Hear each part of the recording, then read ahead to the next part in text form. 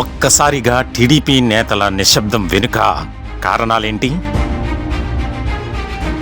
కూటమిలో చిచ్చురేపున deputy CM పదవి అంశాన్ని అందుకేనా తెరపైకి తీసుకువచ్చింది? టీడీపీ నేతలు పొత్తు ధర్మాన్ని మరచి మాట్లాడుతున్నారా?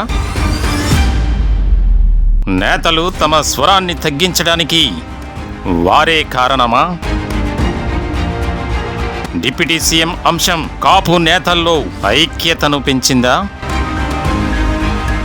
పార్టీలకు అతీతంగా కాపులంతా పవన్కు దగ్గరవుతున్నారా? ఇంత జరిగినా సేనాని సైలెన్స్ వెనుక వ్యూహమేంటి?